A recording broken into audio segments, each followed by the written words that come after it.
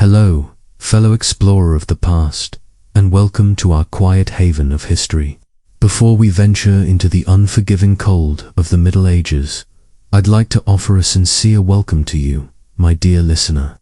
Whether you're tucked in and ready to dream, or just hoping to relax with a calm story from long ago, I am thrilled you've decided to listen tonight.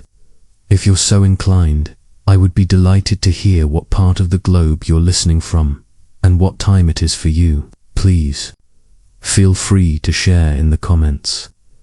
It's always a joy to see the wonderful global family of people who love the past that has gathered with us. And if you appreciate this kind of soothing, deep dive into history, please consider hitting that subscribe button so you're sure not to miss our next story. But for now, let's let the concerns of today fade away as we journey to a distant era.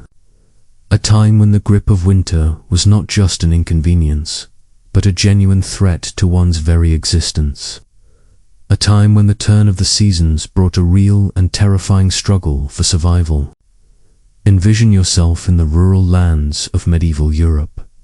The trees have been bare for some time, and the sun sits low in the sky. Its faint light does little to combat the sharp cold in the wind. The frozen ground cracks with each step as a gust of wind brings the first delicate snowflakes. Winter is on its way, and for the people of that era, it meant one thing above all else: struggle. The chill creeps in gradually at the start, but it is here to stay for many long months.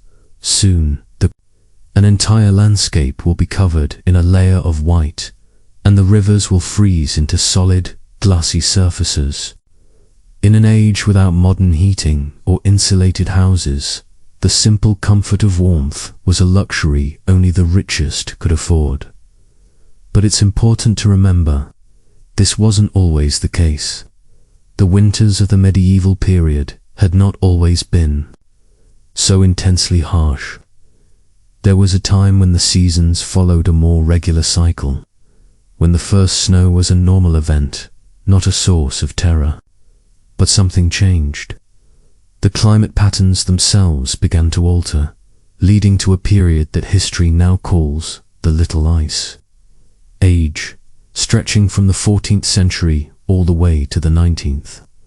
The Little Ice Age delivered colder temperatures and more severe winters than anyone had ever known. The exact causes of this climatic shift remain a topic of debate, but its effects were felt throughout the land. Harvests withered, farm animals died, and the freezing winds blew with more force than ever before. One of the most well-known instances of the Little Ice Age's power was the Great Frost of 1709. During that winter, the cold became so intense that even large flowing rivers froze completely solid. In London, the River Thames became a frozen highway with people setting up shop and even lighting fires right on the ice. It was a surreal sight, but one that came at a cost. Many perished from the cold that year, huddled in their homes as the world outside turned to ice. But amidst all the suffering, there were some who found a strange sort of solace in the frigid weather. One such figure was a young Isaac Newton, then a student at the University of Cambridge.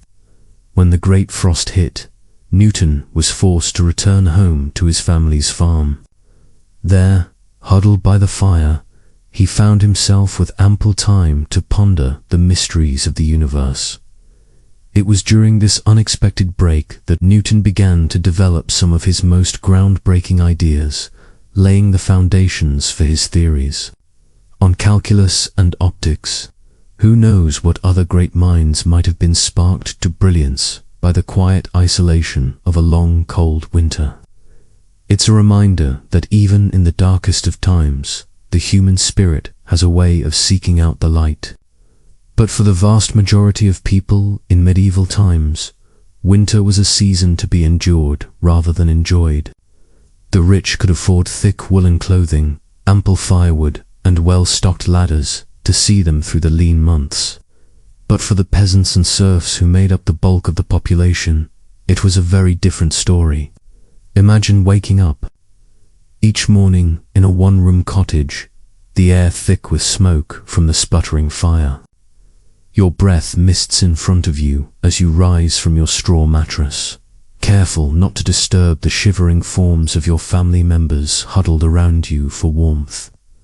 The cold seeps in through every crack and crevice, numbing your fingers and toes until they ache. Breakfast, if you're lucky, might be a meager bowl of porridge or some stale bread. The food from the previous harvest is beginning to run low, and you know that the long winter months will only bring more scarcity. The livestock, too, are suffering, their coats matted with frost as they huddle together in the barn, their breath steaming in the icy air. As the day wears on, you trudge out into the snow to gather what firewood you can. It's back-breaking work, and your hands quickly become raw and chapped from the cold. But you know that without a fire, your family will not survive the night. You think of your children, their small faces pinched with hunger and cold, and you press on. This was the reality for so many in medieval times. A constant battle against the elements, a fight for survival that consumed every waking hour. And yet, even in the face of such hardship, there were moments of resilience and even joy to be found. You see, the medieval world was one deeply attuned to the rhythms of nature. The passing of the seasons was marked, not just by changes in the weather, but by a rich tapestry of rituals and celebrations. And so, even in the depths of winter, there were glimmers of light to be found. One such beacon was the midwinter feast of St. Stephen, held each year on December. For a brief moment, the rigid social hierarchies of medieval society were turned on their head, with a peasant or serf being crowned the lord of misrule for the day.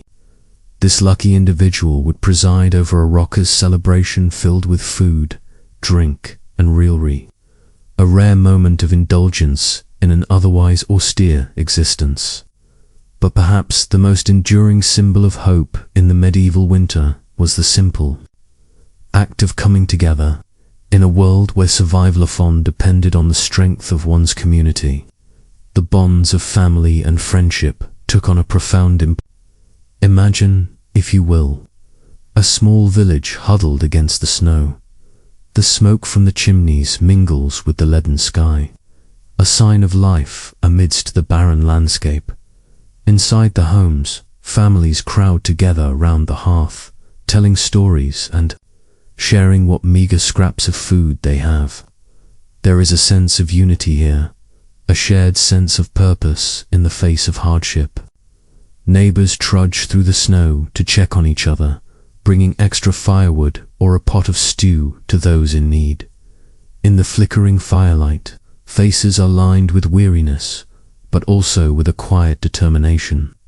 They have survived winters past, and they will survive this one too. And so the long, cold months march on, the snow piling higher, and the ice growing thicker with each passing day. But even in the darkest depths of winter, there is a glimmer of hope on the horizon.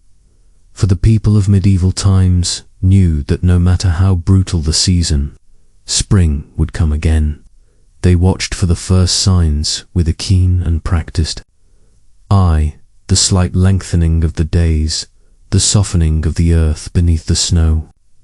And when at last the thaw began, it was celebrated with a joy and reverence that we can scarcely imagine today. Plough Monday marked the official end of the winter season, a day when work in the fields could begin anew. The ploughs that had lain idle for so long were brought out and blessed in elaborate ceremonies, a symbol of the renewed cycle of life. As the first furrows were cut into the earth, there was a palpable sense of relief and gratitude in the air. Life had been hard, yes, bitterly hard at times, but they had endured. Through the long dark of winter, Through the hunger and the cold and the knowing uncertainty, the people of medieval Europe had held fast to the promise of spring. And now, as the land began to thaw and green shoots pushed their way towards the sun, that promise was fulfilled. It's a resilience that is hard to fathom in our modern age of convenience and comfort. The idea of facing such relentless hardship year after year is almost unimaginable.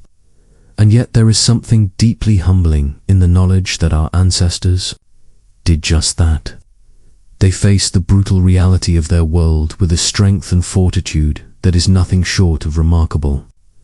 They found hope in the darkest of times and joy in the simplest of things, and in doing so, they left us a legacy of resilience that echoes down through the ages. So the next time you find yourself shivering on a cold winter's day, take a moment to remember those who came before. Remember their struggles and their triumphs, their sorrow and their joy. And above all, remember the unbreakable human spirit that carried them through even the harshest of winters. Because in the end, that is perhaps the greatest lesson we can learn from the medieval world, that no matter how dark the night or how cold the wind, the promise of spring is always waiting just around the corner.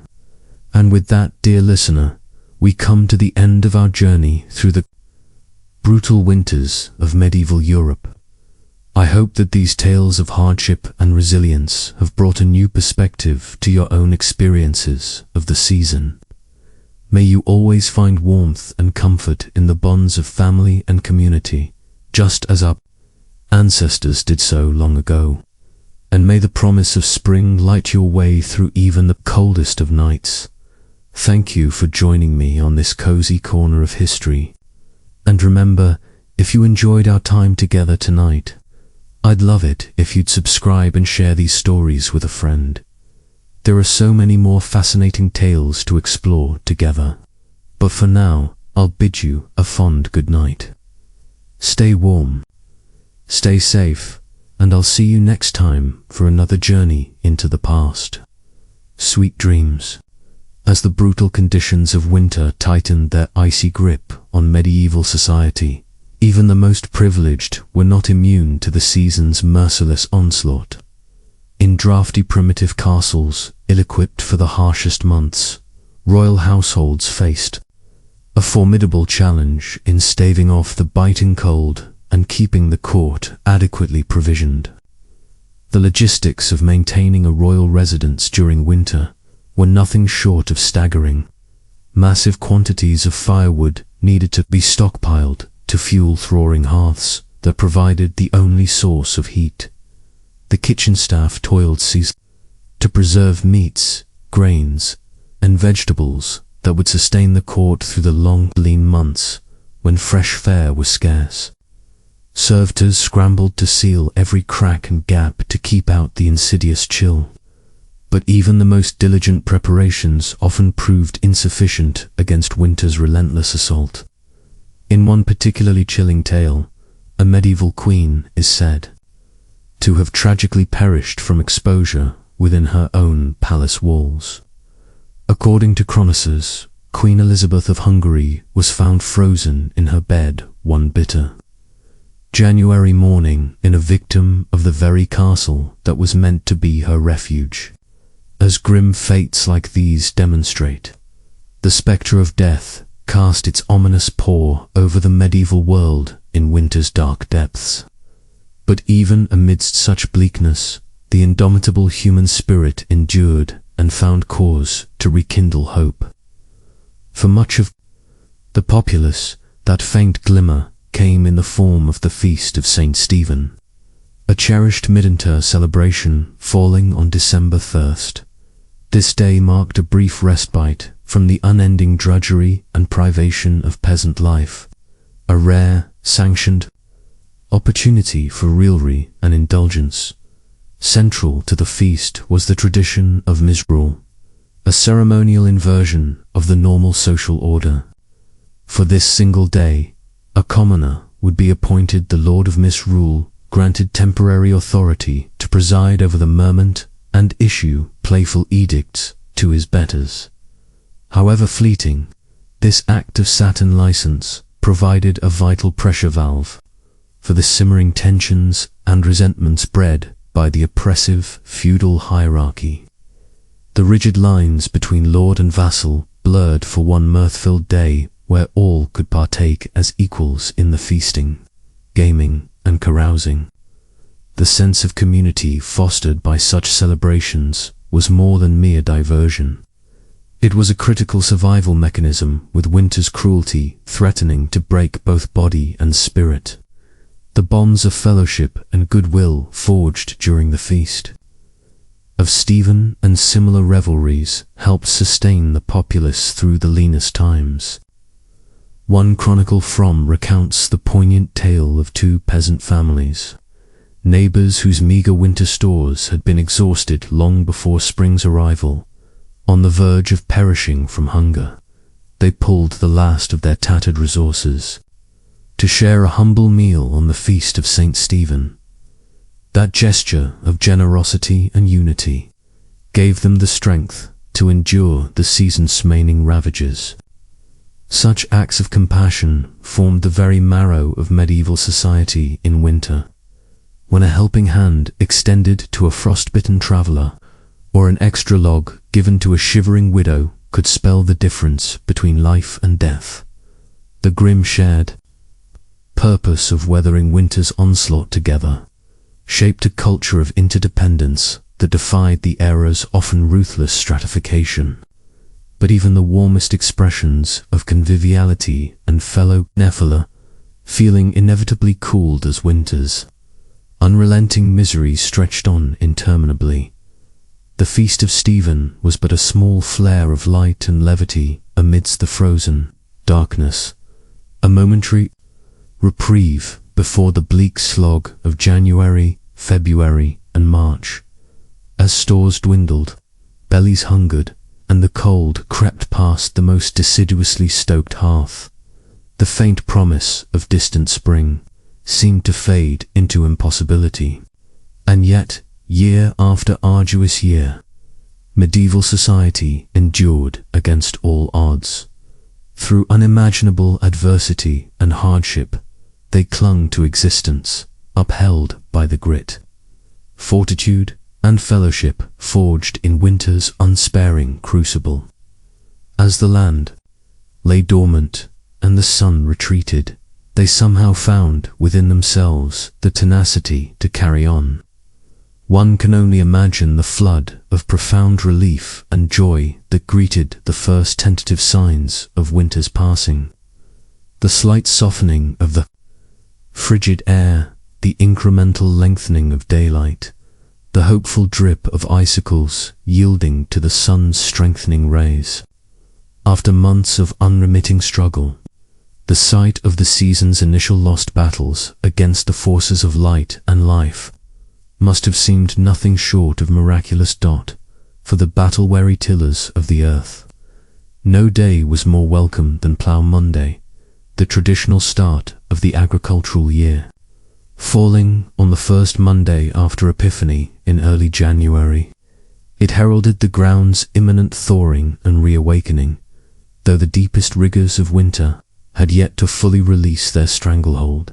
The ritual preparations of Plough Monday offered a tangible talisman of hope, an assurance of winter's inevitable loosening and one can picture a patchwork of furrowed fields slowly emerging from the receding snows and frosts. The newly harnessed draft teams leaning into the first tentative overturning of the frigid clouds, with each sod appended to greet the strengthening sun. Medieval man dealt another blow to winter's retreating sovereignty and proclaimed his dogged persistence in the face of nature's caprice. We, in the modern world, with our central heat and electric blankets, our well-towed larders and resilient infrastructure, can scarcely fathom the immense fortitude required to endure the unremitting brutality of a medieval winter. If the season's impositions seem daunting to us now, from the cozy remove of our temperature-controlled bubbles How incomprehensible must true winter suffering be? And yet, when we grumble about the minor inconveniences of a delayed flight or a rain-snarled commute, perhaps we would do well to reflect on the unyielding misery experienced by orphan bears during those interminable frozen months. What reserves of resilience and tenacity they were forced to draw upon year after arduous year simply to survive. Their ability to eke out moments of celebration and fellowship amid such unrelenting privation seems nearly superhuman to modern sensibilities. That they not only withstood winter's ravages, but managed to find slivers of light in the all-encompassing darkness, is a testament to the indomitable spirit that slumbers within us all, waiting to be roused by hardship's clarion call. So the next time we feel our modern discontents starting to chafe, perhaps we would do well to cast our minds back to the icy plights of our predecessors, in remembrance of those who came before. Let us embrace the opportunity to tap into our own dormant reserves of grit and forbearance, and as we nestle gratefully into our warm beds, let us spare a thought for all those who fought winter's bitter siege, armed only with the weapons of will, fellowship, and undying hope. As the new year dawned and Plough Monday festivities faded into memory, medieval life settled back into its familiar winter rhythm. Short frigid days and long frosty nights were the hallmarks of the season. The fortunate retreated to the meager warmth of smoky hovels and drafty manors. For the less privileged, winter meant a constant battle against the elements just to survive. One of the greatest winter hardships was the ever-present threat of sickness. In the cramped and unsanitary living conditions of the time, disease could spread like wildfire. The common cold was an uncommon misery, leaving sufferers red-nosed and blur-eyed. But far more serious illnesses also stalked the populace. Influenza was a fearsome foe, striking down young and old alike with its telltale fever, chills, and aches. In an age without vaccines or effective treatments, flu outbreaks could decimate entire communities. The winter of was particularly brutal, with a virulent strain of influenza raging across Europe. In Paris alone, over souls perished. Pneumonia was another stealthy killer, preying on those weakened beyond or other illnesses. The winter dampness seeped into the lungs, causing them to fill with fluid until the victim essentially drowned. Crowded living spaces provided the perfect breeding ground for pneumonia to run rampant. It was not unusual for multiple members of the same family to succumb, leaving orphan children and shattered lives in its wake. Even royalty was not spared the ravages of winter sickness. In fact, disease often spread even more rapidly in castles and courts due to the constant flow of people in and out. A visiting dignitary or pilgrim might unknowingly bring pestilence along with their entourage. Henry VIII lost his beloved wife, Jane Seymour, to postnatal complications, likely exacerbated by the poor hygienic practices of the age. Children were perhaps the most vulnerable of all. Harsh weather, meager rations, and unsanitary conditions combined to make winter a truly dangerous time for the young. Infants born in the cold months faced an especially precarious start to life. In London, in the fully half of all children did not survive to see their FTH birthday. One poignant practice of the age speaks volumes. The custom of bone lace involved tying a black ribbon to the hand of a seriously ill infant. Should the child pass away, this ribbon could then be used to secure their burial shroud, a somber reminder of winter's deadly toll on the most innocent. With danger lurking both outside the home and within, winter was a time to batten down the hatches and pray for survival. For those of limited means, even the basic comforts of shelter, food, and warmth could not be taken for granted. The icy grip of winter poverty was relentless and pitiless. Firewood was a precious commodity with strict laws governing the gathering of fallen timbers from forests. A peasant family might huddle around a makeshift fire of dried dung and straw, striving to eke out some feeble warmth. Shivering livestock shared what heat there was, their breath steaming in the frigid air. Food supplies dwindled to a meager subsistence of salted meat, dried peas, and coarse bread. The autumn harvest bounty was a distant memory, and the first shy greenery of spring was still months away. Foraging for winter nutrients meant scouring the stark landscape for hardy fare like nettles, garlic, and mushrooms. The scarcity of fresh vegetables in winter made for some very dreary dinner pots. A typical pottage might contain peas, beans, salted pork, and, if lucky, some foraged greens and wild onions for flavor. Tasteless and tedious, but enough to keep body and soul together until spring. For many, even this unappealing monotony was an unattainable luxury. Storms, droughts, pests, and other calamities could obliterate food stores, plunging entire regions into crisis. The Great Famine was a particularly harrowing time, caused by relentlessly heavy rains that rotted crops in the fields across northern Europe. Contemporary accounts paint a chilling picture of desperate people reduced to eating dogs, horses, and even human flesh in their hunger. Parents were said to have smothered their starving children as an act of mercy. Corpses littered the streets and fields too numerous for proper burial. Although this famine was remarkable for its severity and scale, localized crop failures and food shortages were an ever-present menace. A medieval winter diet walked a tightrope between subsistence and starvation. It was a time of hunkering down with the knowledge that things would likely get worse before they got better. Beyond basic survival, winter affected every facet of medieval culture, leisure, religious worship, and even crime and punishment took on the unmistakable stamp of the season. The sheer drudgery of scratching out an existence in the bitter cold colored all aspects of life. Socially, winter was a time of drawing in and relying on the bonds of family and community. The cheery gatherings around the oulé log gave way to more sedate pursuits. With travel treacherous and daylight scarce, people looked inward for amusement and enrichment during the long, dark evenings. Telling stories and singing songs helped to while away the hours. The flickering light of rushlights or tallow candles illuminated scenes of sewing, weaving, and whittling.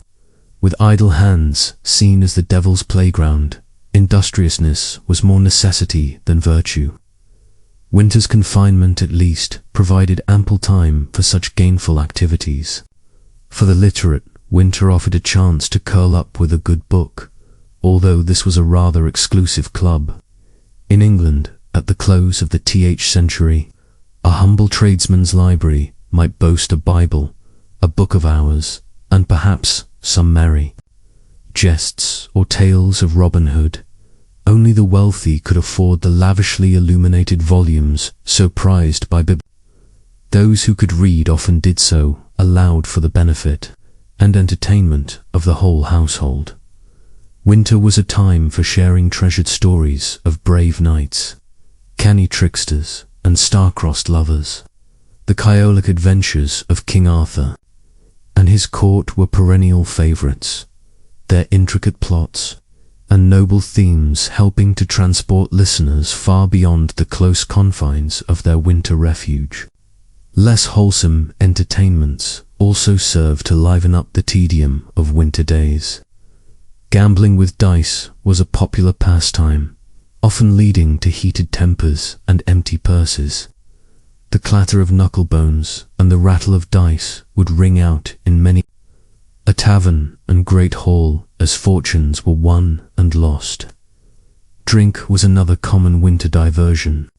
The fermented comforts of ale, mead, and wine helping to boost both body temperature and spirits.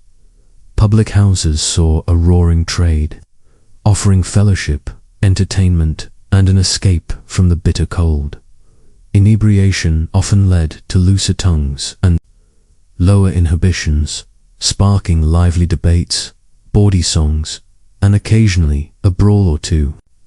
The short, dark days of winter also lent themselves to quiet reflection and spiritual contemplation. The church held great sway in the medieval mind, and winter was a time for drawing closer to God. With agricultural work at a lull, more time could be devoted to prayer, penance, and good works. The traditional nativity, plays, and pageantries of Christmastide gave way to more somber devotions. As winter deepened, the pious might undertake pilgrimages to holy sites, braving the harsh conditions as a sign of their commitment and devotion.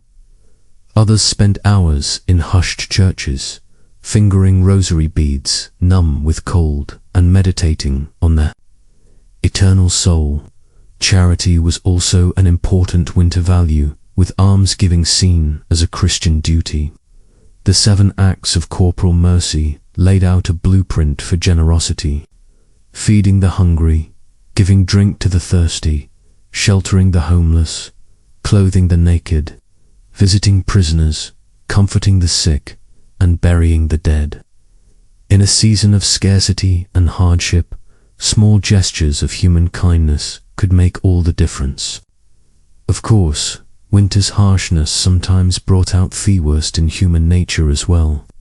Crime tended to rise as desperation set in and opportunities for theft increased. With people spending more time indoors in close quarters, tempers often frayed, leading to a spike in assaults and other violent crimes. The medieval justice system was ill-equipped to deal with this seasonal surge in lawlessness. Trials were often delayed until the weather improved, leaving the accused to languish in dank and overcrowded jails. Punishments could be harsh, with fines, floggings, and even executions meted out to those found guilty.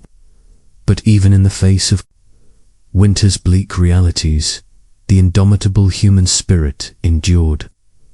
People found small joys and moments of levity where they could. The distant promise of spring sustained them through the darkest and coldest nights. The lengthening days of February brought a welcome reprieve with the feast of Saint Valentine on the this ancient pagan fertility rite, Christianized into a celebration of love, was enthusiastically embraced by the people of the Middle Ages. It was a bright spot of warmth and tenderness in the very heart of winter's depths.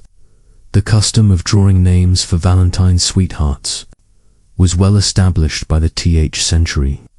Eligible ladies and lads would gather to draw slips of paper from a bowl, sealing their romantic fate for the next year. These annual pairings often led to merry flirtations and sometimes even marriages. Flowers, sweets, and sentimental verses were common tokens of affection exchanged between Valentine's sweethearts. The simple act of receiving a handmade card from an admirer could set hearts aflutter, even in the chillest weather, winter, for all its woes could not freeze the fires of love. As the feast of Saint Valentine passed into Lent, the austerities of the season intensified. But there was a sense that the worst was now behind and brighter days lay ahead, the snowdrops and crocuses poking their fragile heads through the frost offered tangible evidence that winter's icy rain was finally weakening. Throughout the Middle Ages, the relentless cycle of the seasons shaped every aspect of life, and no season stamped its mark more firmly than winter. It was a time of privation and hardship, when mere survival was an achievement, and yet it was also a time of resilience and quiet fortitude in the face of the harshest effects. Medieval winter was a test of the human spirit, a proving ground for the values of faith, family, and community. The winking icicles, frosty meadows, and longo fields may have been a postcard-perfect scene, but the realities of the season were anything but picturesque. However, this crucible of snow and ice and want also forged a people of remarkable grit and endurance. The Middle Ages were built on the backs of those who could weather the very worst that winter had to offer and still find reason to hope for spring.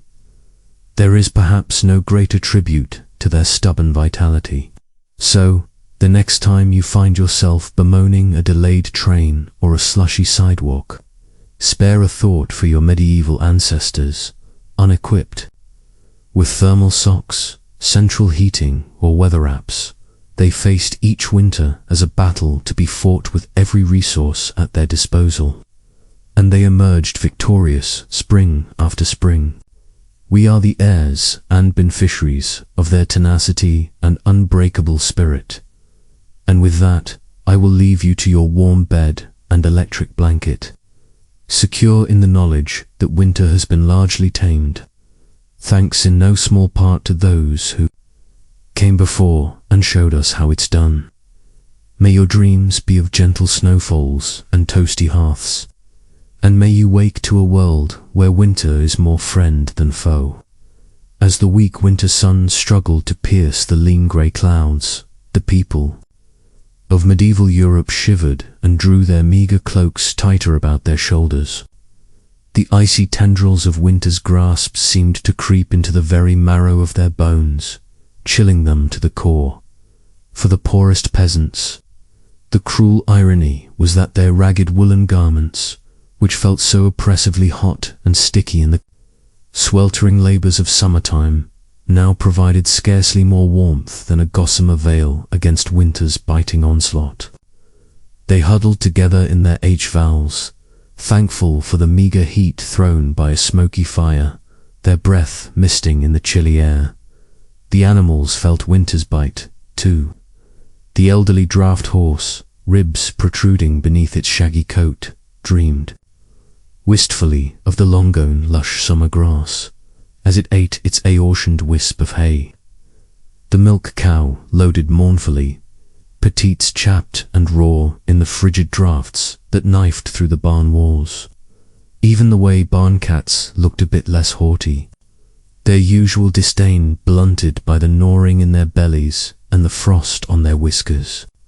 Yes, winter was an especially trying time for the lowest rungs of medieval society, but even the nobility, cocooned in their grand, draughty castles, were far from immune from the deprivations of the season.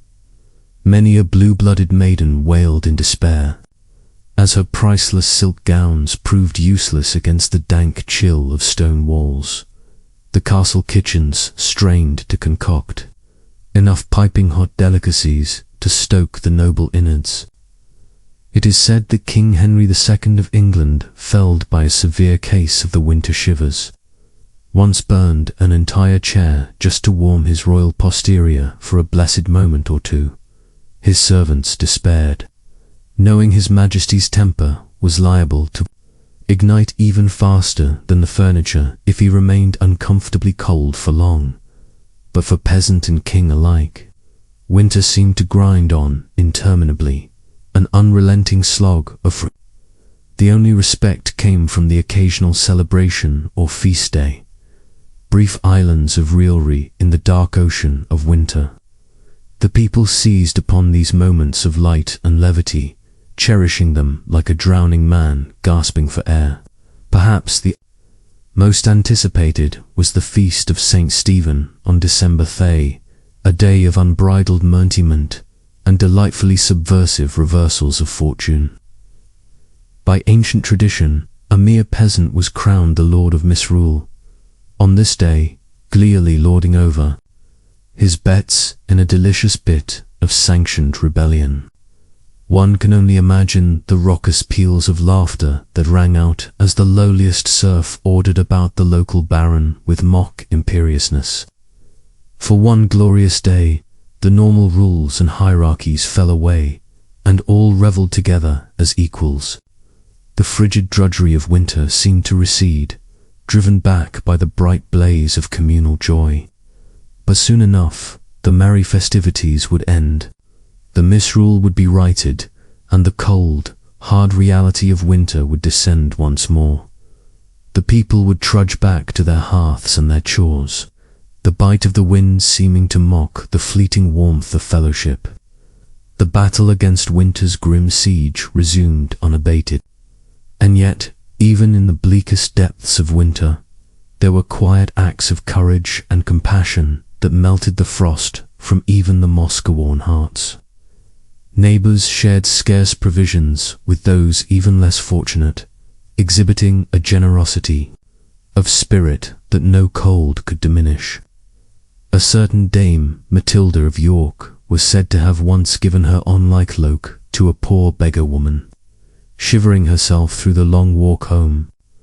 When questioned why she would relinquish her one defense against the brutal cold, she simply smiled serenely and said, "The warmth of human kindness is a fire that never goes out." Such selflessness, such nobility of spirit was the secret weapon with which the medieval people armed themselves against winter's relentless battery.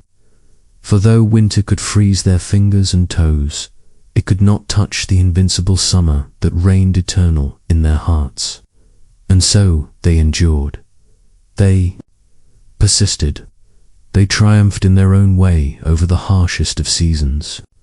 The first green buds of spring were more than just a welcome sight. They were a living testament to the tenacity of the human will, the indomitable spirit that could outlast any winter, no matter how dark or cold. As we snuggled deeper under our cozy electric blankets, perhaps we would do well to remember the trials and triumphs of our medieval forebears. For in their unending battle against the elements, in their stubborn refusal to bow before nature's capricious fury, they forged a legacy of resilience that warms us still today.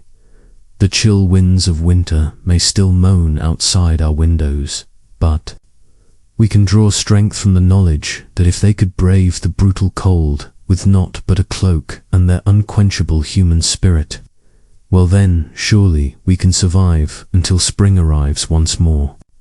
Spring at last, as the icy grip of winter finally began to loosen. Medieval folk eagerly awaited the return of fairer weather. They had endured months of bitter cold, huddling in cramped quarters, stomachs growling from meager winter rations, but now, as the sun lingered a bit longer in the sky each day, glinting off the melting snow, there was cause for celebration. Across the land, people emerged from their winter cocoons, blinking in the bright spring light. Bears stumbling out from hibernation, children burst out of their homes, delighting in the feel of fresh breezes on their faces instead of the stinging bite of winter wind. With giddy laughter, they ran through the squelching mud, marveling at the first brave crocuses, poking their petals through the thawing ground on the fields. Farmers eagerly awaited Plough Monday, the traditional start of the agricultural year. Occurring on the first Monday after Epiphany, it marked the moment when the ground had softened enough for ploughing to begin. Draft horses and oxen would be hitched to ploughs and paraded through the village streets, decked out in garlands and brightly colored ribbons. Church bells pealed joyously as the procession passed, a festive start to the growing season ahead. There was a palpable sense of relief as chimneys puffed with smoke once more. No longer choked with snow and ice, the threat of frostbite and illness receded along with the snowbanks. Faces creased with care from the stresses of winter survival, now crinkled into hopeful smiles instead soon. Vibrant spring and summer produce would replace the bland, preserved grlr and hard cheese that had barely sustained them through the long, dark months. It's perhaps difficult for us to imagine from our modern vantage point just how momentous this seasonal shift was. We may grumble about slushy roadways or groan at losing an hour of sleep to daylight savings time, but for our medieval forebears, the arrival of spring was nothing short of life-affirming. It meant they had weathered winter's brutal assault, staving off starvation and sickness for one more year. The skeletal trees cloaking themselves in green once more was an outward reflection of the inner regrowth and renewal. Medieval people felt as warmth and light returned. Some of that elation can still be heard echoing through the ages in lively medieval folk tunes and verses that welcome spring's sweet return. One English song jaunty proclaimed, "Lud sing cuckoo groweth, said and bloweth, med and springeth, the W new sing cuckoo," which roughly translates to loudly sing cuckoo. The seed is growing, and the meadow is blooming, and the wood is springing up. New sing cuckoo. The sheer irrepressible joy is palpable, spilling out in simple yet evocative rhyme. So let us take a moment to appreciate the immense fortitude, resilience, and zest for life embodied by our medieval ancestors. Through the harshest conditions imaginable, they endured, making it through each winter by the grit of their teeth and the bonds of their communities. And when spring's sun and bird song broke winter's oppressive silence at long last, they reveled wholeheartedly, knowing they had once again triumphed over nature's cruelty. As we nestle into our warm beds, perhaps grumbling half-heartedly about the chill outside our windows, we might spare a thought for those long-ago souls, the ones who would heave sigh of pure relief as the snow gave way to mud, flinging open their shutters and letting the spring air rush in, the ones who met winter's brutality with a tenacity and exuberant will to live that should humble us. To this day, let their strength be a reminder to us when we face our own bleak seasons, literally or metaphorically. If they could emerge from the depths of winter privation with such unabashed joy, then surely we too can find wellspring springs of hope to sustain us. The thaw will come, the sun will return, and we will step out once more into the light. Voices joined in a resounding chorus of LWD sing cuckoo. The blizzards and bitter frosts continued to torment the land, but medieval folk possessed a strong resilience. Even in the darkest depths of winter, they found ways to help each other weather the storm. Neighbors shared what meager food they had, taking turns hosting communal meals. Villages assigned young men to check on elderly widows, bringing them firewood and repairing their ramshackle huts. One such widow was Agnes, an old woman with no family to care for her. Her bones ached fiercely in the cold, and her hands trembled as she tried to kindle a fire to no avail. She had nearly given up hope when there was a knock at her door. It was Tom, a strapping village lad, his cheeks ruddy from the biting wind. He brought not only an armful of logs, but a sack of dried peas and a hunch of salted pork donated by other villagers. Tears of gratitude streamed down Agnes' wrinkled face as Tom stoked a roaring blaze in her hearth. For the first time in weeks, warmth seeped back into her frail body. Such acts of generosity were common in these lean times. The wealthy and even the nobility were not exempt from compassion. Lady Margaret, wife of the local earl, was known for her charity in winter months. Though her castle larders were well stocked, she insisted on sending wagons of grains and preserved foodstuffs to the poorest peasants in her husband's domain. Some of her high-born peers scoffed at this, viewing the peasantry as hardly better than the livestock. Why waste good food on them? But Lady Margaret held firm to her Christian duty to care for the less fortunate. One particular winter, famine hit the area hard.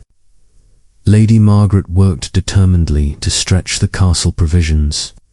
ordering the cooks to concoct hearty soups and stews to ladle out to the starving poor who came begging at the gates.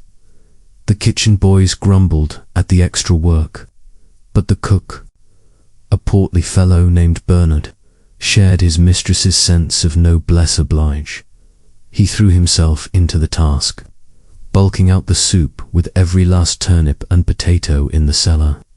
The ravenous peasants gratefully slurped it down, heedless of the gristly bits of mutton floating in the dry broth. For some, it would be their only meal for days. As winter dragged on, even Lady Margaret's coffers began to run low. She took to quietly selling some of her jewels and finery to buy more supplies from neighbouring towns. Her husband, the Earl, chose to look the other way, respecting his wife's piety, even as he worried it would leave them vulnerable to lean times themselves. The church, too, played its part in aiding the suffering. Monasteries opened their doors to the poor and infirm, offering them a warm pallet of straw to sleep on and a basic daily meal of bread and ale. Some even ran primitive hospitals to nurse the frostbitten and desperately ill. The monks saw it as their holy duty, a way to emulate the selfless compassion of Christ. Brother William was a young novice tasked with tending to the sick at his monastery's hospital. Though the sights and smells of disease and decay turned his stomach, he forced himself to ladle broth into the mouths of toothless elders and change the pus-soaked bandages of weeping sores. He prayed fervently for the strength to endure this trial, and God that his station in life spared him the worst ravages of winter. For winter was the great equalizer, laying low, rich and poor alike with its icy scythe. Certainly the wealthy could afford thicker woolen hose and luxuries like hot mulled wine, but they still shivered in their draughty manners and worried over their winnowing stores. And death came for them too in the form of winter-burn dees. The noblewoman, Lady Isabel, was heavily pregnant during a particularly vicious cold snap. Sequestered away in her confinement chamber, she had every comfort, a crackling hearth, mounds of furs, and attentive maids to cater to her every need. But contagion has a way of sneaking past even the thickest castle walls. A kitchen girl with a hacking cough brought Lady Isabel a posset of warm milk and herbs. Within days, the expectant mother was burning with fever, her lungs rattling. The child came too soon, a tiny wisp of a thing that never drew breath. By week's end, Lady Isabel too was dead. The king himself was not immune.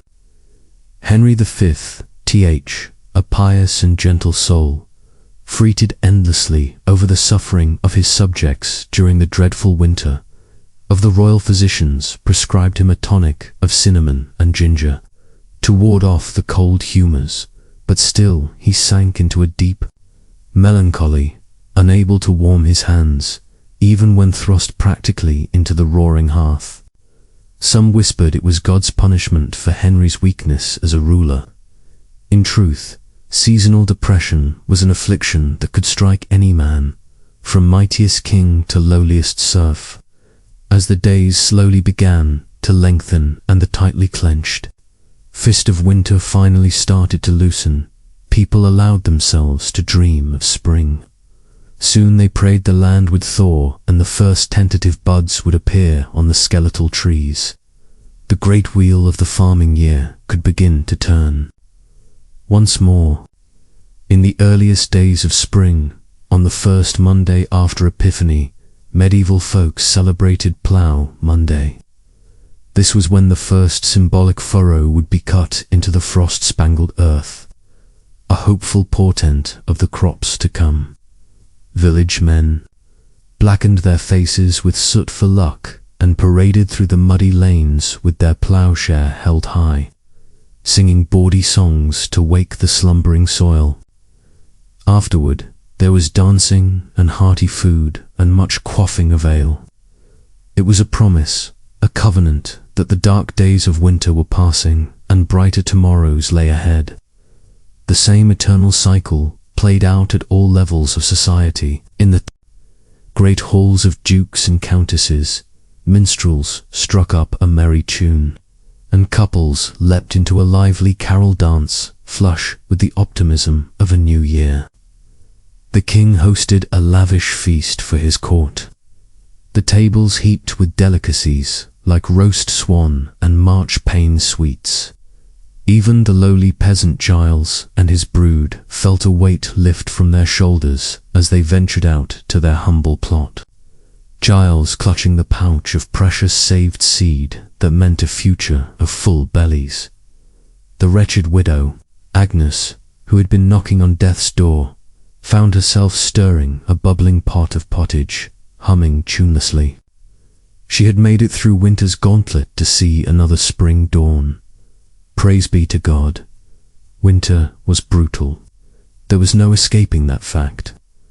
It brought with it a host of miseries and hardships, from hunger to bone-chilling cold to the constant spectre of death and disease. But it was also a time when the true resilience and communal spirit of medieval people shone through. Staring into the abyss of winter bleakness, they responded with generosity, with grit, and even with defiant celebration. They understood that winter was an inescapable part of the great cycle of life, and the best way to conquer the cold was to hunker down and endure it together. So, as you huddle beneath your cozy duvet, perhaps grumbling about the exorbitant heating bill, or scraping a bit of frost from your windshield, spare a thought for your medieval ancestors. Reflect on how they survived, winter after winter, in a world before electric blankets, central heating, and grocery deliveries at the click of a button. Though our modern winter woes may seem all-consuming in the moment, they pale in comparison to what medievals faced each year, and perhaps we could learn a lesson from them. That empathy, charity, and an irrepressible hope for spring are the best ways to weather the hardships life throws our way. Whether it be a polar vortex or a pandemic, let us all embrace the coming spring with a full and grateful heart, that however deep the snow drifts, it will eventually yield to the warming sun. The harshness of winter only makes the blossoming of spring all the sweeter. And so, as a medieval king might say, let us winter bravely, so that we may spring eternally. Frost crackles underfoot as you trudge through snowdrifts, breath clouding. In the icy air, icicles glitter in the pale sunlight, hanging from the eaves of well and daub huts. The village lies hushed and still, huddled against winter's onslaught. This is what winter looked like for most of our medieval ancestors, not the cozy scenes we imagine of merry feasts in snug castles decked with holly and buzzing with music and laughter. No, for the vast majority, winter was a time of bone-chilling cold, gnawing hunger, and grim survival. The spectre of winter hunger was never far away. With crops withered and livestock scarce, putting food on the table became a daily battle. Grain stores dwindled, and bitter herbs and shriveled turnips were soon all that stood between a family and starvation. One bitterly cold winter in a medieval Englishman's harvest fell. Short by a third due to storms and freezing weather, the desperate serfs were reduced to eating the straw roofs off their huts and boiling the leather from their shoes, all the while still forced to labor for their lofty lords. Malnutrition weakened the body's defenses against winter mottleds. The common cold could quickly morph into life-threatening pneumonia or bronchitis. Influenza cut through villages like a scythe, felling young and old alike as they shivered in their shabby shelters, docked with teeth chattering. Medieval folk huddled together against the chill, packing into the relative warmth of shuttered houses. Yet this close-quartered coziness came at a cost. The stale, smoky air, ripe with the odor of unwashed bodies, festering chamber pots, and dirty rushes, was a breeding ground for disease. In one century Suffolk household, family members from grandparents to babes in arms, along with their scrawny chickens and mangy dogs, huddled together in a single tiny smokehouse all winter. It's incredible that any emerged alive come spring. Sickness was not the only danger lurking in the long dark nights. Fires were a constant threat in packed wooden cities and towns.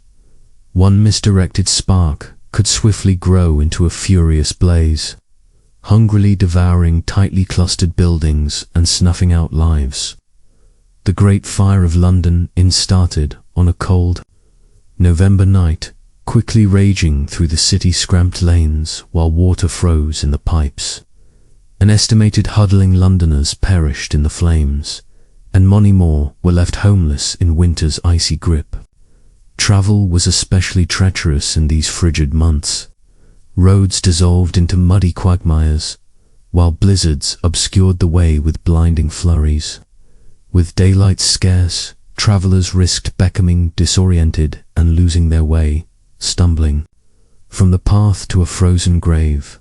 In the English Queen Isabella set out from Canterbury for London as the winter twilight deepened on Theshorten Day.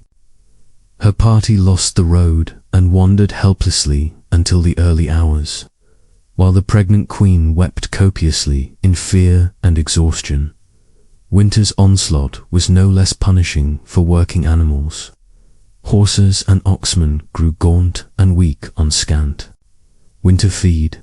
Their labored breaths smoked in the chill air as they hauled logs and packs through knee-deep snow. Frostbite blackened extremities and ice cracked hooves and wheel spokes alike. Yet even in the bleak depths of winter, medieval people found slivers of light. The Feast of St. Stephen, or Boxing Day, as we know it today, was a time of charity and goodwill. Alms boxes in churches overflowed with offerings for the poor, while lords supplied hearty meals to cold and hungry tenants. The Lord of Misrule tradition brought a spark of subversive festivity to the darkest days. A lowly peasant jester or deacon would be crowned king and preside over merry revels marked by drunkenness, role reversals, and mischief, a temporary appending of the established order.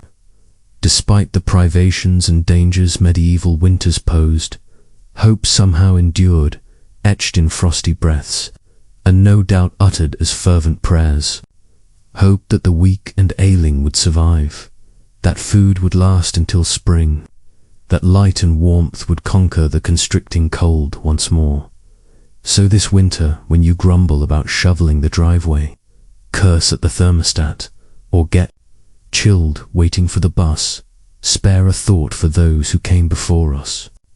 Our medieval ancestors faced the Herculean task of surviving winter after winter with few of the comforts we take for granted.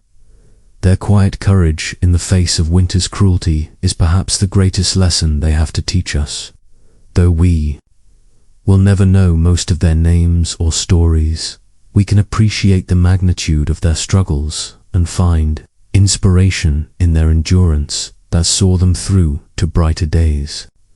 The bitter frost continued its icy reign, transforming the landscape into a crystalline wonderland that would be picturesque if not for the immense hardship it inflicted on the inhabitants of the land.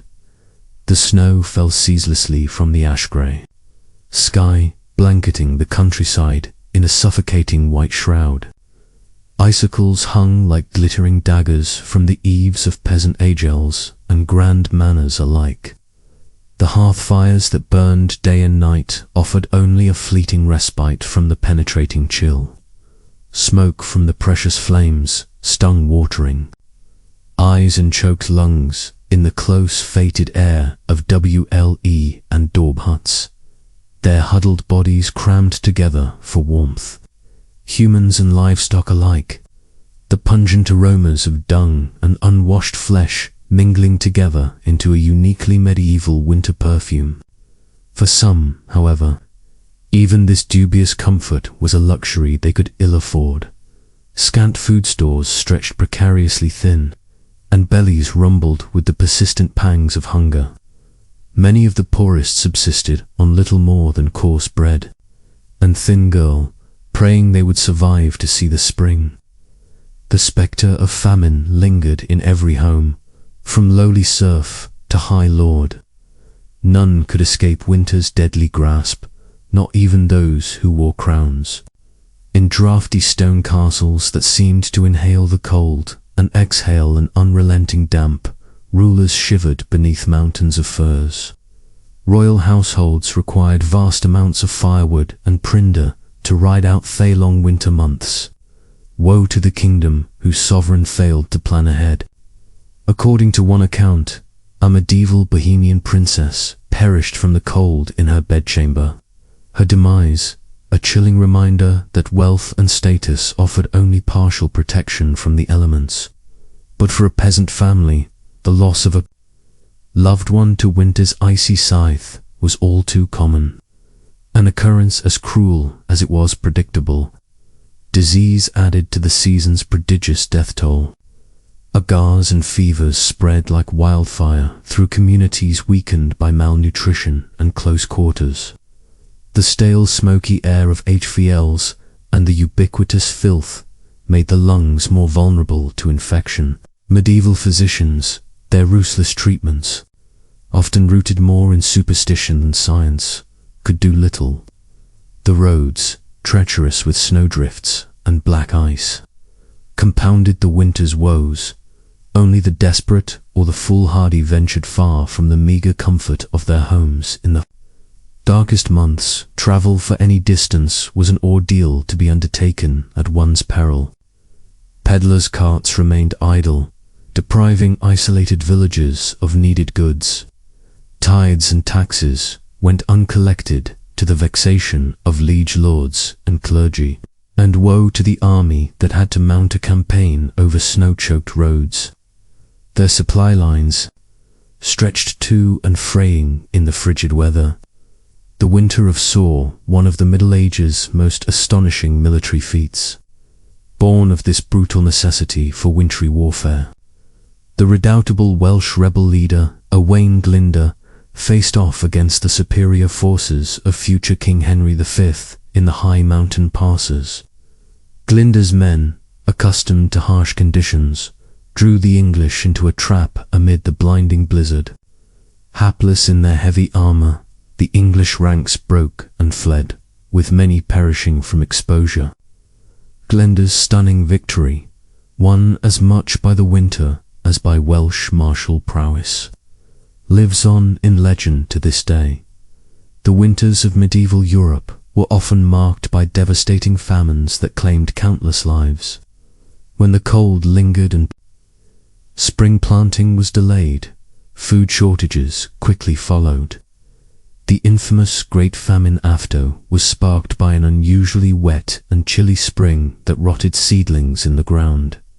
Successive crop failures over the next years plunged much of the continent into starvation.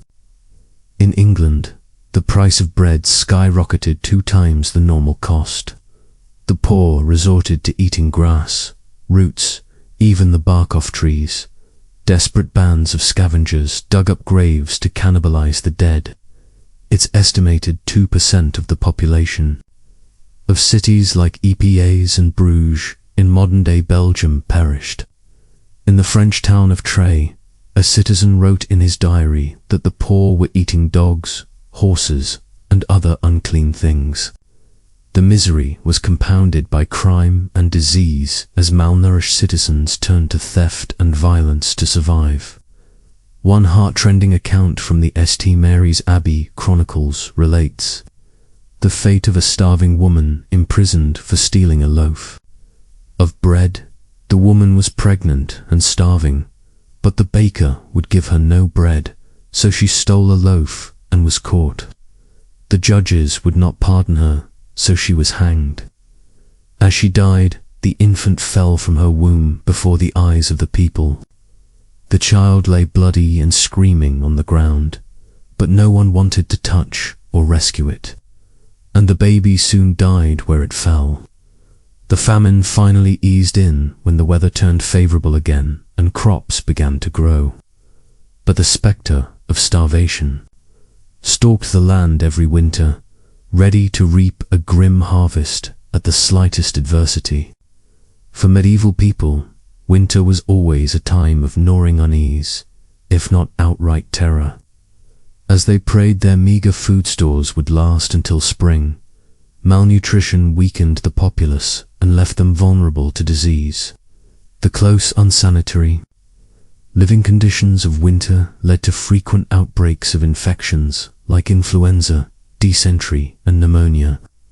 Respiratory illnesses especially took a heavy toll, spread by coughing in stale, smoky air as people huddled around fires. Something as simple as a winter cold could quickly turn deadly in the Middle Ages.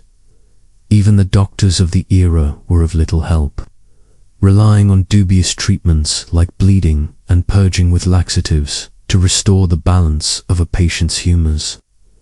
The Emperor Charlemagne allegedly died of pleurisy in the bitter winter of after his doctors treated him with puses and unguents to no avail. Many historians believe the Black Death of the th century spread so quickly because malnourished citizens packed together in winter quarters had little resistance to the disease. The two outbreak killed a staggering 2% of Europe's population.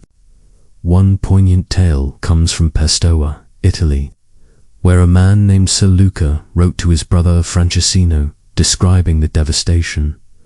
"I am sick at heart and can barely bring myself to write, for things here go from bad to worse. Many are dead and many more are dying. Shops are closed, taverns deserted. One passes down streets without meeting a soul. Wails of grief echo from houses where death has struck. The stench of rot rises from mass graves. I fear our city may soon be empty of life entirely. I beg you, stay where you are and pray for us unceasingly." As the plague raged, entire villages were wiped out. The suffering was compounded by the trauma of hasty mass burials in frigid ground, and sick people expelled to die alone in the snow for fear of contagion.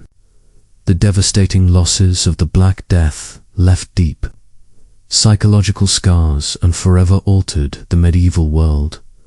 Winter was an especially dreaded time for the elderly, young children, and expectant mothers. Without the benefits of modern medicine, these vulnerable populations frequently succumbed to cold, disease, or malnourishment. It's estimated that in some medieval societies, up to 2% of infants died within their first year of life, many during the harsh winter months. Complications of pregnancy and childbirth, exacerbated by poor diet and chilly conditions, claimed the lives of countless mothers and babies. The perils of winter childbirth are illustrated by the sad tale of Matilda, the year-old daughter of King Henry I of England. In the winter of Matilda was aboard a ship called the White Ship, sailing from France to England. The ship hit a rock and quickly sank, sending Matilda and hundreds of other passengers into the frigid waters of the English Channel. Matilda nearly escaped drowning by getting into a small rescue boat, but then cried out for her half-brother, William, who was still in the water when the boat rowed back to get William. So many desperate people tried to climb in that it capsized, casting Matilda back into the cold waves. The king's young daughter, pregnant with her first child, perished, along with the rest. Her grief-stricken father was said to have fainted dead away at the news and never smiled again for the rest of his life. The very old and very young were always in peril during the bleak winters of the Middle Ages. If they managed to survive disease and starvation, they still might freeze to death in their sleep. The medieval poem, Sir Gawain and the Green Knight, contains a chilling, no pun intended, description of the elderly King Arthur shivering beneath his robes in a draughty castle hall, so cold his teeth chattered as he spoke. Without the insulating ice caps and glaciers we have today, winters in the Middle Ages were accompanied by raging snowstorms and devastating floods. In King John of England supposedly lost the crown jewels while crossing a marshy area in East Anglia called the Wash, fleeing enemies in rebellion against his rule. John's baggage train was swallowed up by a surging high tide, whipped up by fierce gales. The king allegedly escaped by the skin of his teeth, but his treasure, including priceless, jeweled crowns and scepters, disappeared into the churning waters, never to be seen again. John died of dysentery a few days later, a broken man. Some historians believe the loss of the crown jewels was the final blow that sent an ailing John to his grave. Winter storms often meant disaster for coastal communities, battered by hurricane, force winds, and massive waves. The Anglo-Saxon Chronicle records a terrible flood that struck England on St. Martin's Day. The 10th of November came a great sea flood through the length of this land and overran it so far as no man remembered that it ever did before, and drowned many towns and a countless number of people.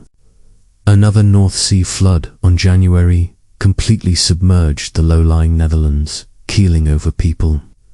In an era with no early warning systems or emergency shelters, the population was completely at the mercy of the elements. All medieval folk could do was pray for deliverance as icy floodwaters rose and the wind howled like the very hounds of hell outside their frail homes. Harsh winters also meant an increase in fires as people did whatever they could to keep warm. The Anglo-Saxon Chronicle again gives a chilling account of a deadly London blaze in a dreadful fire broke out on London Bridge and spread so rapidly that before it could be extinguished, it burned down a great part of the city with the principal church of St. Paul and the Cathedral of Canterbury, besides many other churches and houses. The force of the wind and the violence of the flames carried burning rafters and sheets of lead from the roofs an extraordinary distance, with most buildings made of timber and tightly crammed together. It's no wonder medieval cities were such tinderboxes. A stray spark or overturned candle could ignite an unstoppable inferno, especially when gale-force winter winds whipped the flames into a frenzy. People fled through narrow, twisting streets as their homes burned behind them, often with little more than the clothes on their backs. There are countless tragic stories of families separated in the chaos, children trampled, and people trapped and burned alive. Given the limited firefighting technology of the era, often all citizens could do was throw buckets of water or snow on the flames and pray. The wind would shift before the entire city burned. The devastation could be near total, leaving thousands homeless and destitute in the dead of winter. But perhaps the greatest danger of medieval winter was something that required no great blizzards, floods, or co-NFL rations. Sometimes the simple, inescapable, life-sucking cold was enough. It's hard for us to imagine in our modern world of central heating and thermal fabrics. But the bone-chilling damp and constant dark of winter was an adversary from which there was little defense in the Middle Ages. With only smoky fires and piles of furs to ward off the chill, winter cold sank deep into the bones of medieval people. Arthritis and rheumatism were common afflictions, the pain growing worse with every passing year. Extremities slowly went numb, then black with frostbite. Pneumonia and influenza ran rampant in close quarters. The cold seemed to seep into the very soul, sapping all energy and vitality. The 6th century British monk Gildas paints a grim picture in his work on the ruin of Britain. The nights are long and dark, the days dreary and chill. The air bites with malice, the icy blasts cut to the bone. All is blanketed in snow and frost.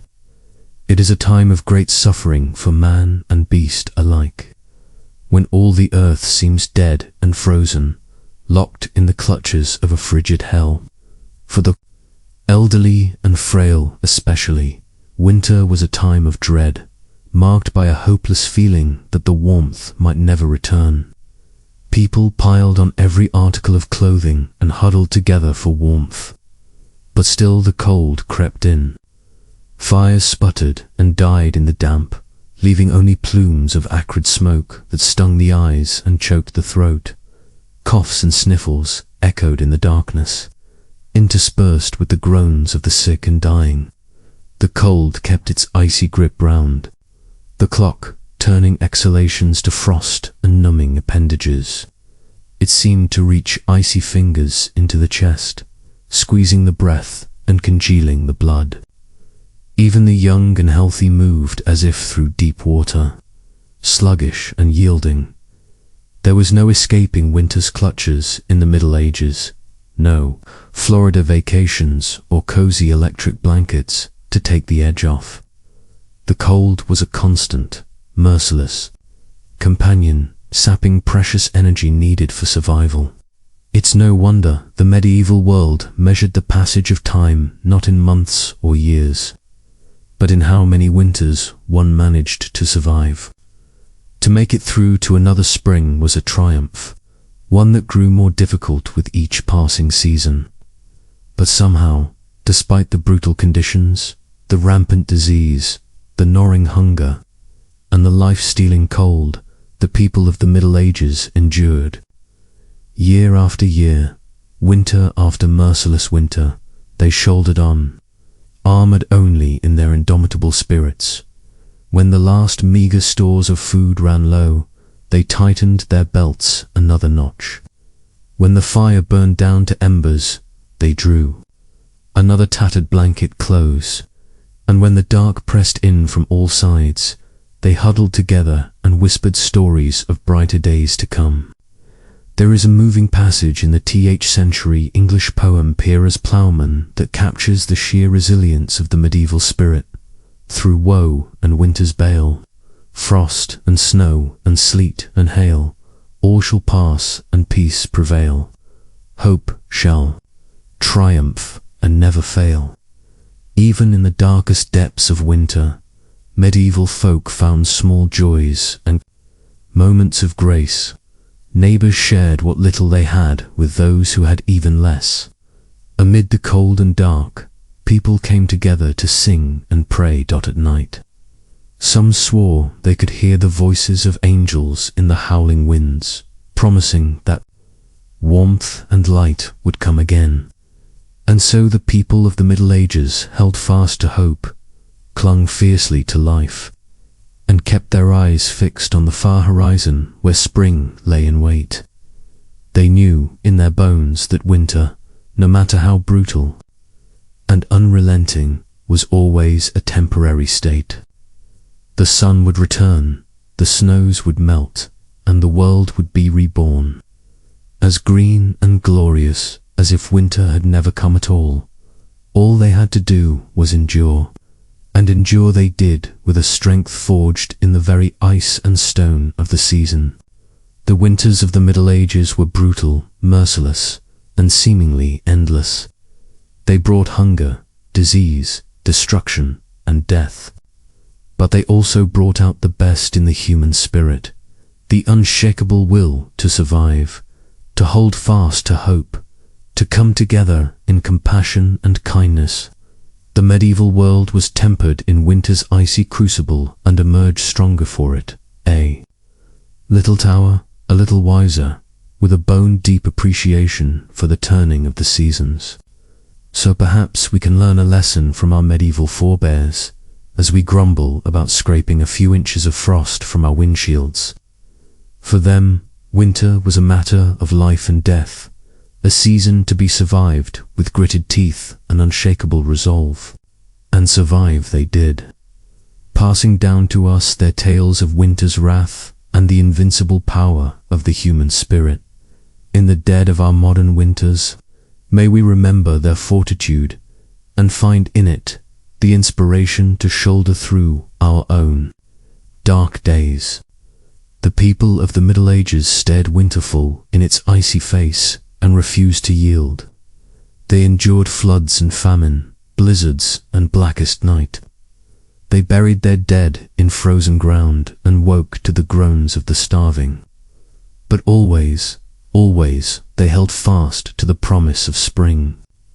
And if they could make it through winter after winter with little more than faith and furs, then surely we can find the strength to face our own battles, knowing that the thaw will come and light will return. The brutal winters of the medieval world may be long past, but their lessons echo through the ages, a testament to the enduring power of the human spirit. So let us walk in the footsteps of our ancestors and meet winter's chill with courage, compassion, and unshakable hope. For if they could brave the darkest season with heads unbowed, then so too can we. Winter is coming, but spring, as the medieval world knew so well, is never far behind. As the chilling winds howled across the frozen landscape, medieval folks gathered around the flickering light of the hearth fire. Huddled together for precious warmth, they shared tales of winters past, those harsh and unforgiving seasons that tested the mettle of even the hardiest souls. In humble cottages and grand manor houses alike, the sting of winter's icy breath knew no bounds. Drafty shutters and thin thatched roofs offered scant protection against the relentless cold. From peasants to princes, all felt the bite of Jack Frost nipping at their noses and numbing their extremities. But some were fortunate enough to have a roaring hearth around which to cluster. The crackle of the flames and the aroma of smoke offered small comfort against winter's onslaught. In the castles of the highborn, great hall fireplaces consumed prodigious quantities of wood, attended beshivering servants whose labours never ceased. But even the mightiest noble shuddered to venture beyond the fire's glow, for winter's chill had a way of penetrating even the thickest stone walls and richest furs. For those of low birth, the season brought an especially grim and arduous struggle. For survival, their rough hewn hovels boasted precious little in the way of creature comforts. Meagre rations of peat or wood, scavenged from the forest, barely fed the spluttering hearth. Families crammed together in squalid quarters, sharing body heat and breathing air thick with smoke and the fated stench of unwashed humanity. It was a bleak existence, to be sure, and yet even in the face of such privations, there were moments of cheer to be found. The glow of communal fires in the village square drew folks out of their eight-falls, if only for a short respite. Gathered around the leaping flames, neighbours exchanged jests and jibes, stories and songs. For a fleeting time, the cruel realities of winter seemed distant indeed. Young lovers stole secret kisses, their aurore undimed by the cold. Children shrieked with delight as they scampered and slid across frozen ponds. Even the elderly felt the weight of their years lift for a spell, transported back to the carefree winter of their youth. Such interludes of merriment were all the more precious for their rarity. Winter's onslaught was relentless and unforgiving. Thoughts soon turned to empty bellies and the gnawing hunger that was the constant companion of the poor. Dreams of spring's bounty seemed a cruel mockery as fields lay barren beneath a blanket of snow. The spectre of famine loomed large in these lean times. A failed harvest could spell doom for entire villages. Many a mother watched in anguish as her child's cheeks grew gaunt and their eyes dulled with the hollow stare of starvation. The cruel calculus of scarcity bred a special kind of desperation. Tales abounded of the depraved lengths to which some would go to fill their bellies. Unnatural acts that haunted the nightmares of pious folk. And hunger was not the only scourge to stalk the land. Winter's chill breath bred a host of molods that preyed upon the weakened populace. The hacking cough of pneumonia echoed through many a chevelle as loved ones looked on helplessly. The pox and flux raged unchecked, decimating entire families. The very old and very young were hospitable, their frail bodies ill-equipped to weather winter's ravages. But perhaps the greatest cruelty was reserved for those forced to venture out into the teeth of winter's fury. Travellers risked life and limb on treacherous isolate roads. Many a hapless wayfarer met their doom, swallowed up by swirling blizzards or plummeting into deep snowdrifts. Their frozen corpses would not be discovered until the spring thaw, a grim reminder of winter's lethal power. Even the valiant knights, those stout warriors of the realm, were not immune to winter's tons.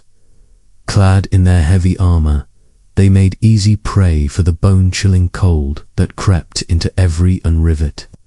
Numb hands made clumsy by frozen, gauntlets fumbled with sword and shield. Once mighty charges floundered in the deep snowdrifts as icicles formed on their heaving flanks. Great and small alike cursed the name of winter.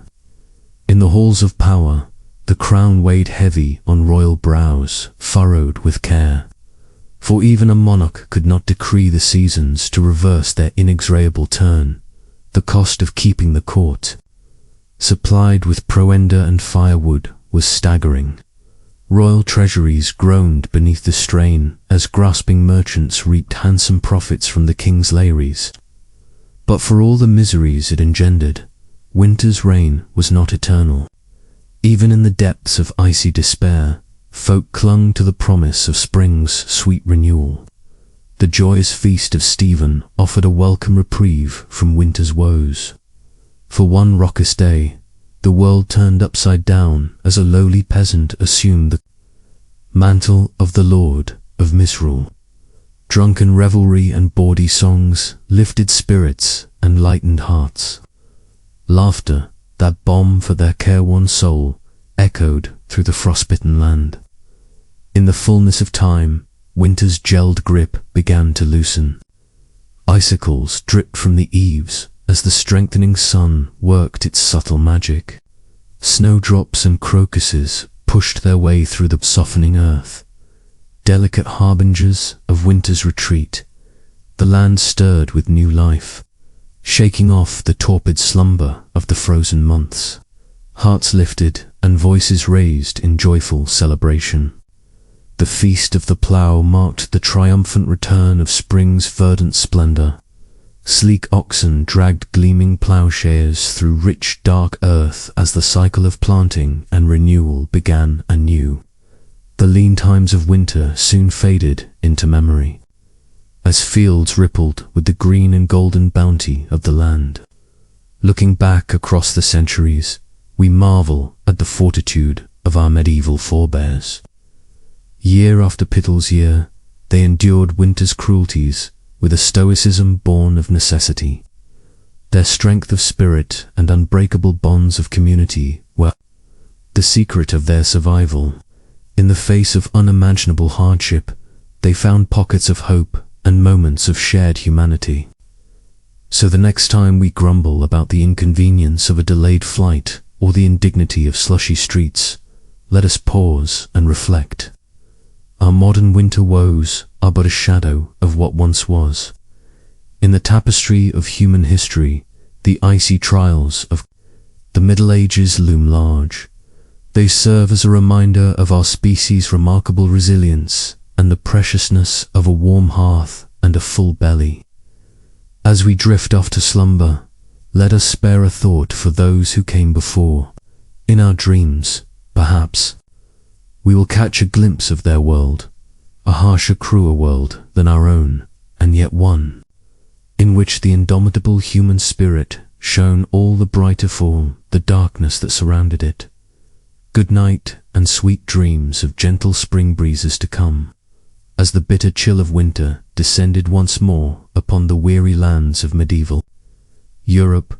For the poor peasants who scraped out a meagre living from the soil, the very warmth and light seemed to retreat from the world, replaced by a deep, aching cold that penetrated to the bone. With little more than rags on their backs and scant food in their bellies, they could do naught but shiver and suffer in their draughty hovels as the cruel winds howl just beyond their walls. The fortunate few with fireplaces and stores of wood might huddle together for warmth in the flickering glow, but for most, the only comfort was the shared body heat of family and livestock packed in close quarters, the fated stench of unwashed bodies mingling with the steam of cattle breath. One can only imagine the coughs, the fevers, the agonizing aches that must have plagued them in the damp and crowded squalor. It's a wonder any emerged alive on the other side of winter's interminable reign. But even the highest-born nobles, for all their thick furs and grand feasts, were not immune to the icy grasp of the season. Great medieval castles, with their soaring stone walls and cavernous halls, became like vast refrigerators in which the chill seeped up from the floors and down from the ceilings until it saturated the very air, defying even the mightiest of blazing hearths to banish it. There are tales of royal winter woes to make one shudder in sympathy. In the century, Queen Elizabeth Woodville, consort of King Edward IV of England, was said to have actually frozen to death in her own chambers one uncommonly frigid night. While records are murky and much embellished, one account claims that despite being swaddled in heavy robes and furs, the poor woman succumbed to the deep cold and was found in the morning frozen stiff as a board. Whether the story is true or not, it certainly illustrates the perilous nature of winter for even the most privileged. Kings and queens might avoid the gnawing hunger and squalid conditions of their low-born subjects, but in some ways the hazards of the season were a great equalizer. After all, royals could no more command the elements than they could live without air. The chill found its way into even the most luxurious of medieval bedchambers, and so, as the days grew shorter and the nights ever darker and more frigid, the whole of medieval society braced itself for the annual onslaught of winter's wrath. From the lowliest cofter to the loftiest lord, a sense of grim endurance seemed to settle upon the populace, a knowledge that the only way out was through. Stores of grains and salted meats were checked and rechecked, every scrap of wood and kindling jealously hoarded, and heavy woolen garments donned in stoic anticipation. The only spark of levity and hope in the whole bleak affair came with the Christmas festivities surrounding the feast of St. Stephen on December th. For a few merry days, the normal social order was gleefully appended as a lord of misrule was appointed, from among the peasantry to preside over a body array of feasts, dances, games, and general mischief, with bellies full of ale and wine, faces flushed from the press of bodies, and the exertions of raillery. The common folk could, for a brief shining moment, forget the long privations of winter, and revel in the joys of life and community. One can imagine the scenes of boisterous celebration erupting in halls and public squares across the land. The raucous laughter, the wheezing of reed pipes and fiddles as the people capered about in a whirling kaleidoscope of colour and mirth. For once, serf and nobleman mingled freely, the usual lines of class and station erased in the spirit of goodwill and fellowship. The lord of misrule, Perhaps a puffed-up young peasant lad with stars in his eyes issued grandiose proclamations and ridiculous decrees to the delight of all. It must have been a heady thing, that burst of misrule and satina amid the bleakness. But as with all things, the festive season was but a temporary respite, the eye of the storm. As the ulé log burned down to embers and the last bowl was drained, the people drifted back to their hearths, and the aching cold darkness once more descended. The Guy of St. Stephen Unk Day and the Lord of Miz, rule's brief shining reign, were replaced again by the grim business of survival as winter tightened its grip. For the next interminable stretch of months, time seemed to slow to a frigid crawl. With the land frozen and unworkable, there was little for the rural peasantry to do but hunker down and pray for deliverance. The shortening days and lengthening nights yawned like a vast chasm from which there was no escape. Huddled together, in their crude shelters against the killing cold, they must have despaired of ever again feeling the kiss of spring's warm breath upon their faces.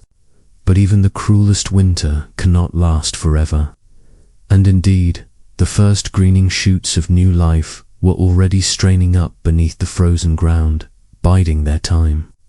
For those who endured, who clung to hope and to each other through the darkest days and coldest nights, the thaw would come again. The sun would return to the sky, the blood quicken in the veins. The world slowly shed its greys and whites for an burgeoning riot of colour. On Plough Monday, just after Epiphany, the land could again be tilled, and the great wheel of the agricultural year would creak back into motion. The people would emerge, blinking into the pale but gathering light of spring, leaner and deeply tired, but alive and glad of it. Fields would be furrowed, seeds planted, flocks driven out to graze on new grass, and the whole merry dance of life would begin anew. But that was yet to come. For now, the cruel heart of winter beat on, and the people of the Middle Ages steeled themselves once more to weather its icy reign.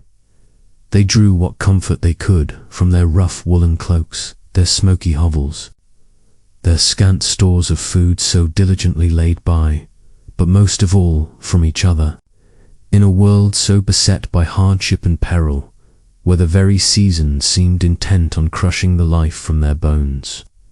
They endured as they always had, together, lords and peasants, young and old, shivering and hoping beneath the same lean winter sky, waiting for the spring that must someday come.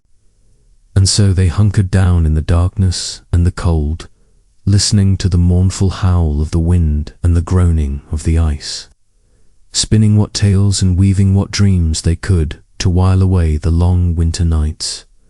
Perhaps they imagined a future where the winters were kinder, the hearths warmer, the bellies fuller, a world their shivering hands and frozen bones might build for the generations to come.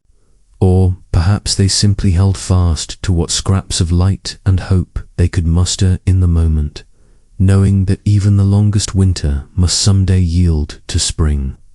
In the face of such brutal conditions, the strength of the human spirit to endure and keep faith in brighter days ahead is truly a marvel. One cannot help but feel a swell of admiration for the fortitude of our medieval forebears, who faced each bitter winter as an indomitable foe and emerged year after year to greet the spring on the other side. Let us then tip our hats to those long ago lords and peasants who suffered much and yet endured still more. In our modern world of central heating and on-demand grocery deliveries, it can be easy to forget the hardships they faced as a matter of course. But as we drift off to sleep in our warm beds, perhaps we can spare a thought for those huddled medieval masses and marvel at the strength that carried them through winter after winter, waiting for the light's root.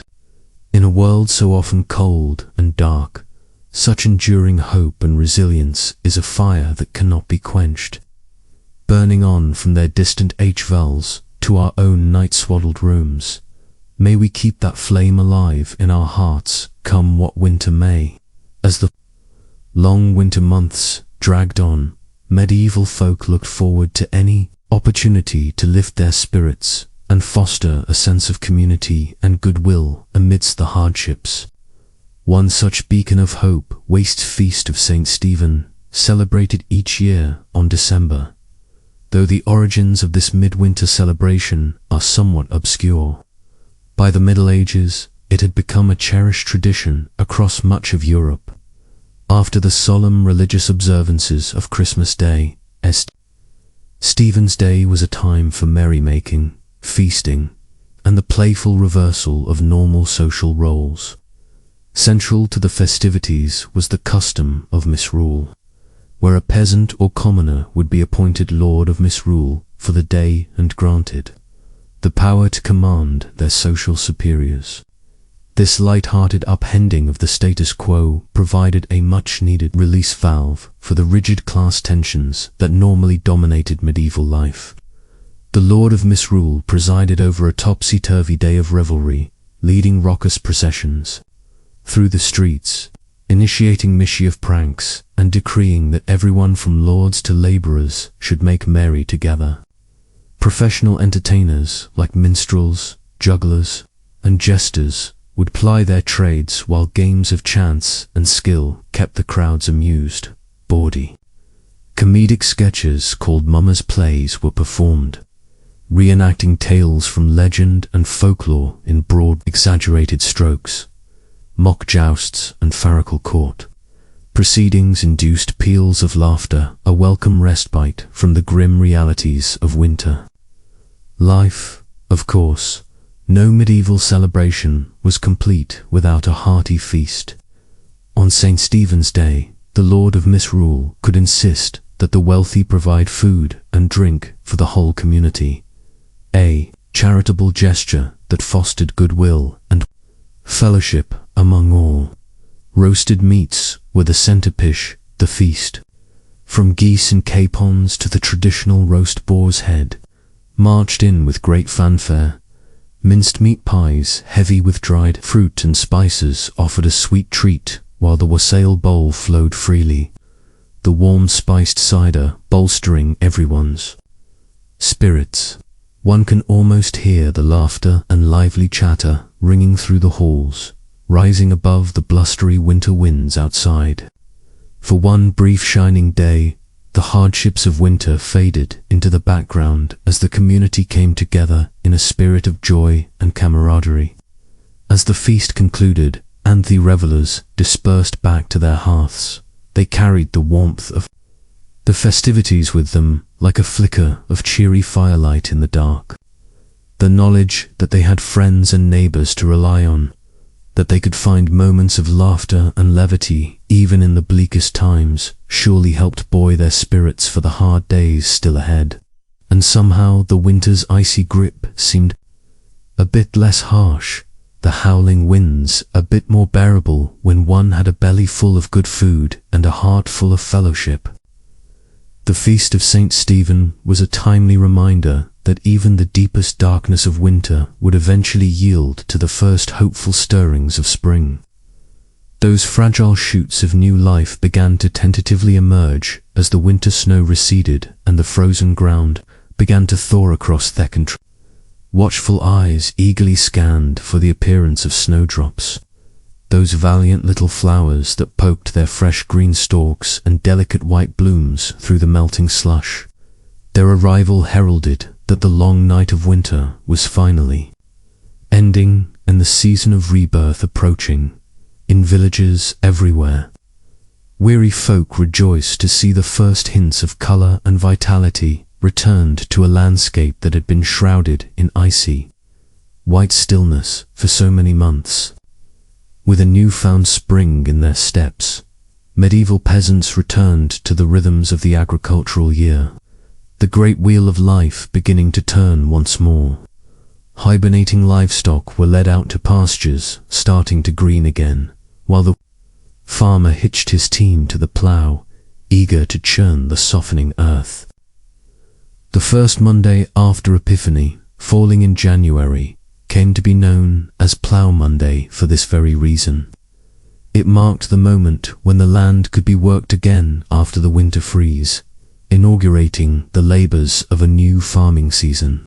Ploughs that had been stored away for the winter months were hauled out and blessed in joyful Plough Monday processions through the fields, while ploughmen went from door to door collecting food, ale, and small coins, all in anticipation of the work and harvest to come. One can picture a weather-beaten village huddled around their communal plot, faces turned gratefully towards a sky, brightening into a paler shade of blue. With hoes and digging sticks in hand, they prepared to sink the first hopeful seeds into the receptive soil, an act of faith that spring would conquer winter in due time. Among them is the wizarded old grandmother, a child clutching each gnarled hand as she shows them how to plant the peas, just as her own grandmother once taught her many long springs ago. The smaller child giggles with delight as a rotunded earthworm wriggles free from the dirt, while the older solemnly pushes each seed into its waiting hollow. It was moments like this where knowledge passed from old to young and growth bloomed anew that made all the privations of winter worthwhile. The warm smile crinkling the grandmother's eyes holds the promise that the dark days have passed and life is returning to the land once more. As the seeds nestle into their earthen beds and the strengthening sun begins to coax green shoots from the ground, the spectre of winter finally releases its icy hold and slides away. The pall of cold and death that hung for so long, eased by a spirit of hope and renewal, carried on spring's gentle breezes. Looking back from our modern vantage point, it is sobering to reflect on the immense fortitude and resilience it must have taken to endure the brutal medieval winters year after year. With none of the amenities and comforts we often take for granted, their very survival through to spring was a feat worthy of marvel. And yet, in the midst of unimaginable hardship, medieval people still managed to find cause for hope, joy, and celebration, the warmth of community, the promise of spring, the restorative power of laughter and fellowship. These were the lights that guided them through winter's darkest depths.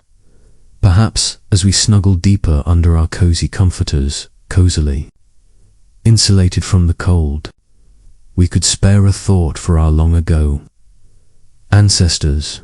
The next time the winter wind rattles our windows and we grumble at the chill, we might pause and smile wryly, recognizing that our winter woes likely pale in comparison to what they faced year after year, century upon century, and as we drift off to sleep, we can carry the knowledge that we too possess an ember of that same invincible summer that burned in the hearts of medieval folk, the assurance that spring always returns and life goes on no matter how dark the winter night.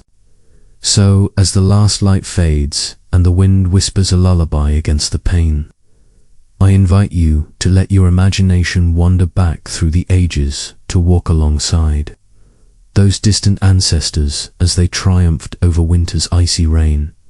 May their courage and indomitable spirit inspire your dreams tonight. And if this journey through history has piqued your curiosity, I encourage you to like this video and subscribe to the channel. There are always more boring tales to lull you into restful slumber. Until next time, my friends, sleep well and dream of cozy hearths and fresh green shoots stirring beneath the snow.